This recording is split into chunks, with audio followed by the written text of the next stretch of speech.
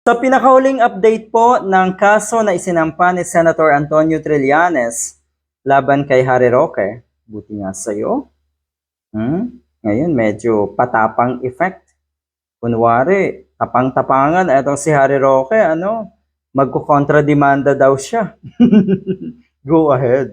Hindi po yan sinasabi, hindi po yan nire-release sa social media. Dapat po ay gumawa ka na lang talaga ng aksyon kung anong aksyon ang gusto mong gawin. Tignan niyo po kung ano ang ginawa ni Trillanes. Binulaga kayong lahat.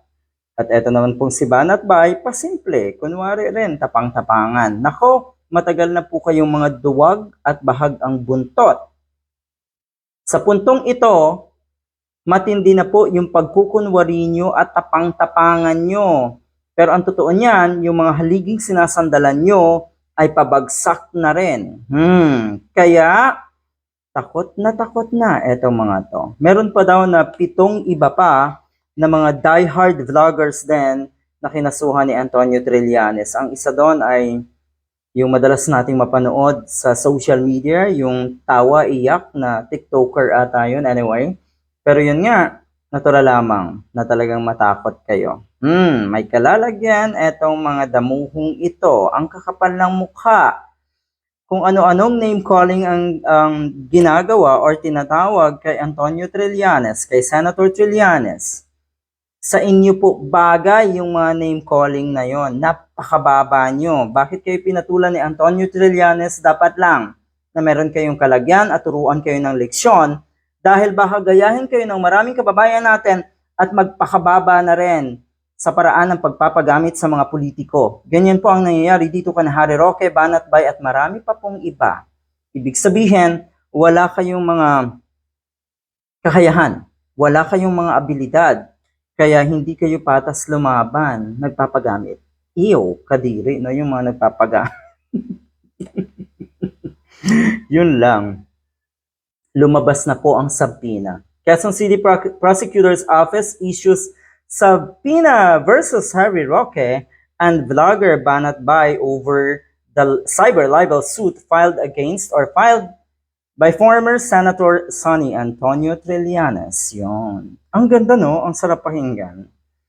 Yan po ang totoong ginagamit ang dunong at isip sa laban sa buhay. Ginagawa ito ni Trillanes in the name of justice. Baka kasi gawin nyo rin yan sa iba pang kababayan natin. Ay kung si Antonio Trillanes nga, hindi nyo sinanto. Yung tipong hindi kayo natakot na banatan at akusahan ng kung ano-ano. Mano pa kaya yung ibang nasa oposisyon? Mano pa kaya yung ibang kuno ay itinuturing na kaaway ng Panginoon nyo na si Duterte? Ganon Ganun katindi itong si Harry Roque. Napakababa na po ng usapin. Pag yung mga pahayag, halimbawa ng isang Harry Roque, napakababa na. Halatang desperado. Halatang gusto na lang isalba ang sarili sa kahihiyan. Pero wag ka, talagang kahihiyan po ang dinudulot madalas ng isang Harry Roque. Trillanes sued the two after accusing him of giving away Scarborough Shoal to China during back-channel talks in 2012. Ayan, may subpoena na pong lumabas. Pero yun nga, tapang-tapangan nga itong si Harry Roque. Sabi niya, pananagutin namin kayo, sabi ni Harry Roque. Dahil wala daw katuturan itong kaso na isinampa ni Antonio Trillanes. O di sige magkontrademanda ka. Na ano? Ano nga pala ang pwede mong ikontrademanda? Na walang kwenta yung complaint ni Senator Antonio Trillanes? Parang makapagsalita itong si Roque, parang hindi abogado, ano? Halata na po na kayo Mr. Harry Roque ay kayang magbubububuhan para lang sa mga idolo nyo. Ang cheap, napaka-sleazy, napakababang uri ng ganong tao. Ang kapal ng mukha na kuno ay si Antonio Trillanes or yung tipo na nangangalap ng attention.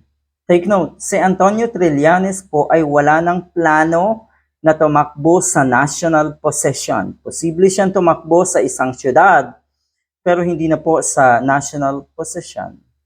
So ano yung sinasabi mo na pa-relevant? Ano yung sinasabi mo na attention seeker ang isang Antonio Trillanes? Hindi ba't ang mga katulad nyo ang attention seeker? Dahil kayo po yung gumagawa ng kung ano-anong issue at kwento na walang katuturan at walang katotohanan. Ang ibig sabihin, kayo yung totoong papansin. Ang isang Trillanes lumalaban ng patas at yung kanyang tapang ay nakabalanse dahil alam niya na siya ay nasa panig ng katotohanan, na siya ay tama, nasa tama. Yung inyong tapang, yan po ay tinatawag na tapang-tapang.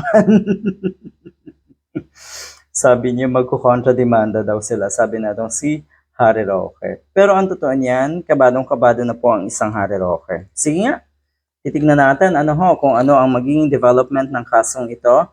Pero sa tingin ko, may kalalagyan talaga itong bali total of 9 dahil si Harry Roque, si Banat Bay, at 7 iba pa. Ang pagkakarinig ko, doon sa 7 na mga vloggers, marami dyan ay nag-iiyakan na daw. Good luck. Gusto niyo naman yan.